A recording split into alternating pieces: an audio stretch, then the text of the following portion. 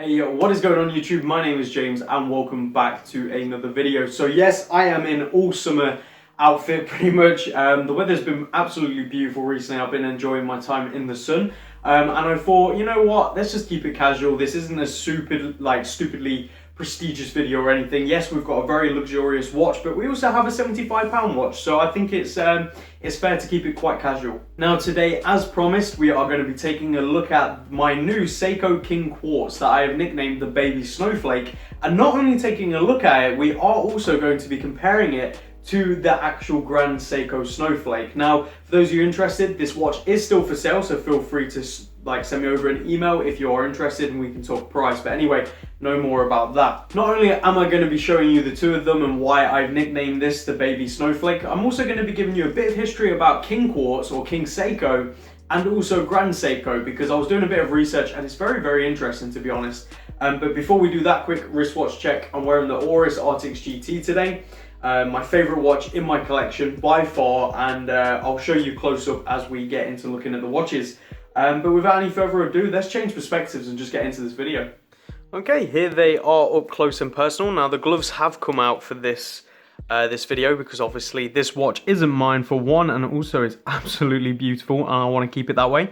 But here they are up close and personal next to each other. As you can see, you should start to see the similarities straight away. Obviously they're different, and they're different in quite a few aspects, which we're going to talk about, but they are very, very similar in a fair few aspects as well. Just to put it into perspective, this is a very, very modern watch from 2016, if I'm not mistaken. It could be 2015, I'd have to double check, but either way, 2015 or 2016, very modern. This is 1975, so this is a much, much older watch, just based on age alone, but also in design, I think they're very, very similar. So let's just start off by saying I have done an unboxing, first impressions, and an in-depth review of this Grand Seiko. So if you want to go check that out, please do. The links will be down below. But I won't go into too much detail about the spring drive movement inside or anything like that. I'm just going to cover the basics. So dimensions of this beauty right here. It has a case size of 40.5 millimeters, a thickness of 12.5 millimeters, a lug-to-lug size of 48 millimeters, and lugs of 20 mil. To put that into comparison against this 1975 beauty, this is a 38 millimeter case size, 12 millimeter thickness, so only off by 0.5 millimeters on each one. It's got a lug-to-lug size of 42 millimeters, and it's got a lug size of 16.5 millimeters, which is rather awkward, but the reason being it's almost like integrated lugs, even though it isn't. The kind of design it's meant to be on this bracelet. Now the movements they are rocking, this is rocking the modern 9R65, which is their spring drive movement, which has got a stupid amount of power reserve. It's insanely accurate, and it's just a beast of a movement. It's like the hybrid between mechanical and quartz. I go into a bit more detail about the movement in the review, so if you're interested in that, go check it out. It's absolutely fascinating. You can see the oscillating wheel just going there, and it powers a quartz battery, which sort of makes it it doesn't tick to certain vibrations an hour. That is a genuine sweep, which is just, it's insane to watch. I think it's a 90-hour power reserve. I can't remember off the top of my head, but like I said, all them little details are in the review, so go check it out. Now this beauty right here is actually using the 0852A, which is a 9-jewel quartz movement. That came out in 1972, if I'm not mistaken, and Seiko invented the quartz movement. Now the King's Quartz came out not long after that, and it's believed to be, though not 100%, it's believed to have been the sort of luxury end of the quartz watches, as opposed to their Astron range, which is what kickstarted it all, if I'm not mistaken. So it's really interesting to see a watch like this, which was considered the luxury end of quartz back in 1975, as quartz had not long come out and was sort of taking over the market. As you can see just from the design alone, it's absolutely beautiful. It's got that beautiful textured case right there, and it's got the textured dial as well. It just matches, and this texture goes all the way through the bracelet. Now on pictures, sometimes it can look like it's absolutely scratched to death, but it isn't. It's the texture that it's been given, and I just think it's absolutely beautiful. And just the way this bracelet just shines in the light. I said in in my previous video, I get a lot of vibes of the Audemars Piguet Royal Oak in this watch because of just the way the sort of case looks and just the way the bracelet sort of plays with the light as well. And I think it should be more evident up close and personal like this. It is truly, truly beautiful. Now, not that it matters, but just so you guys know, this has got a sapphire crystal both front and back, and this one is just a mineral crystal on the front. It's definitely not terrible. It does the job. It's got a few scratches and scuffs on it. It is the original crystal. It's got that sort of blue hue that you can see. It's beautiful. And on the back, it doesn't have like an exhibition case back or anything like that, and it does have the open and close area that you can use to get the battery, so for a quick and easy change without having to take the back off, which I like. I wish more Quartz watches would do this. Obviously Swatch are famous for doing this. It's just very, very cool and convenient. But before we jump into all the similarities and having a closer look at them together, let's just do a little bit of history about King Quartz or King Seiko and Grand Seiko, because both of these have been around for a very, very long time. It's not something recent, Grand Seiko, but King Seiko and King Quartz no longer exist. They don't make them anymore, whereas they still make Grand Seiko. So the story goes that between like the 60s and late 70s, early 80s, Seiko was built up of a few different companies. It wasn't all just one company. It was all under one conglomerate, but it was like a multiple sort of different companies. Just as though Swatch is today and it has Omega and stuff like that, I guess you could see it in that same sort of vein. Now I'm going to get these names completely wrong, so please forgive me. There was Diane Seiko that produced King Seiko and King Quartz, and there was Suwa Seiko that produced Grand Seiko. Now, these were two separate companies run by two different people and two different groups, like completely. So there was this, what was considered friendly rivalry that, like trying to create better than each other. So during the period of 1970s to the early 80s, if not late 70s, there was a lot of Seikos that looked kind of similar. One was Grand and one was King, and they were different qualities and different things like that. That's because they were competing with each other to try and build the best watch, which I find fascinating, to be honest. The fact that you've got a King Quartz like this, which is built to this level, I truly believe that if it wasn't for the two companies being rivals, I don't think a watch like this would have come out at all, because it's just so beautiful. The attention to detail, just the quality overall. It puts Seiko's, modern day Seikos, at the same sort of price. You can pick one of these vintages up to shame. Honestly, for the same price, it's around like a Seiko 5, a modern day Seiko 5. This puts a Seiko 5 to shame. Sure, you're getting a mechanical watch with a Seiko 5, and correct, I can't deny that. So let me let me just change that a little bit. A modern day Quartz Seiko, let's say, this puts it to shame by far, by like a big long shot. And this you can pick up around the same price. Now, after doing a bit more research and reading the forums, there's a very split between the community and the people who are really into this.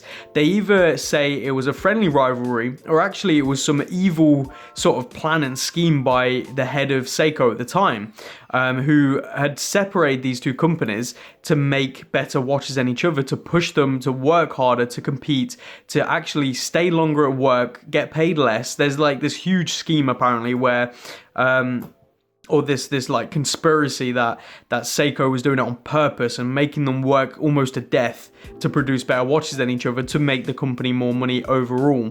And then obviously in the 80s it got reformed and they got pulled together, and then Grand Seiko became the key player today for the luxury end of the market. Obviously they've just had a recent change and it's no longer Seiko Grand Seiko, it's just Grand Seiko. Good move in my opinion. But anyway, back to this. So there's the story of King Quartz and King Seiko as opposed to Grand Seiko from the same era.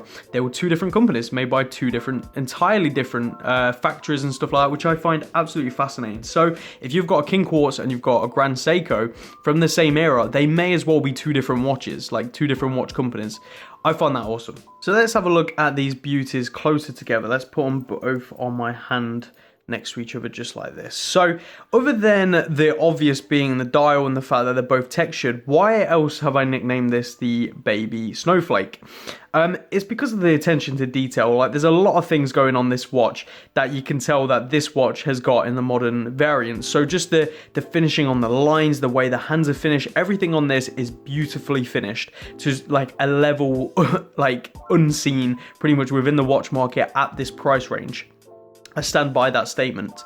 Whereas this, I believe, has similar sort of qualities. So just to get really close in there, you see the indices, they are raised at the start and slope down to allow for the minute hand to sort of pass through, and it passes over that bezel, over not the bezel, sorry, you get what I mean, like the cutout. I find that absolutely fascinating. Like, that's beautiful. That level of detail and finish is just amazing. And I was reading online, a lot of these King Quartz were finished by hand. So this sort of texture that's been done to the case and the bracelet was done by hand. Again, the level of finishing on this is mostly done by hand. Especially the hands and the indices and stuff are finished by hand. So there's a lot of similarities here. Not only that, this is the spring drive movement, which, as I stated before, is like a really high-end quartz watch, one of the most accurate watches in the world right now. This is new, and in 1975 the quartz was new, and this is like the as I was saying, like design wise they look the same, but also history wise, in 50 or so years they're going to look at this and go, this was like Grand Seiko's new quartz movement. Well, this was King Seiko's pretty much new quartz movement as well, and I find it absolutely fascinating that they're both sort of new for their time period. This one was accurate to 10 seconds per month at the time. I'm assuming it still might be because it's running really well. And that was incredible at that time. Whereas this is accurate to something stupid like a second a month. No, I don't think it's even that. I think it's like a couple of seconds a year, which is just stupid, like stupidly accurate. But yeah, so I find that absolutely awesome.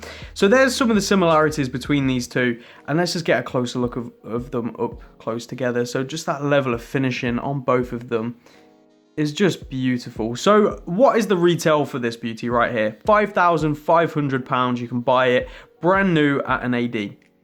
Obviously, I'm not selling it for that much, so if you want to pick one up secondhand with box papers and everything, contact me. So that's that brand new. Now, at the time, I've been unable to find a catalogue that has this watch in, so if you manage to find it, put it down below, tell me how much it would have been in 1975 or that time era to pick one of these up brand new. But you can pick these up anywhere between £75, which is what I paid for this, to about £200 depending on quality and model for one of these beauties. I think you're getting a hell of a watch for that price from a hell of an era of Seiko as a company, when it was going through that transition of being like a competitive company within itself, like it was competing against itself, to now where they're creating these incredibly beautiful watches that are to compete with the rest of the market. I find that awesome.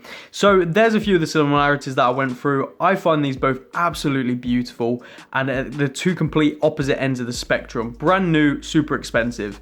Old, quite cheap. You know what I mean? Like they're the two separate ends of the spectrum from the same company during two very interesting time periods. A time period where the watch market isn't doing as great as it could be, and they're still inventing new technologies with movements, still pushing what people believe is possible with hand finishing and just level to detail for price. And again, same sort of thing, but in 1975. I find these both interesting. Let me know what you think down below in the comment section. I look forward to reading what you guys have to say about these beauties. And thank you very much for watching. I'll see you all in the next one, guys. Take care and peace out.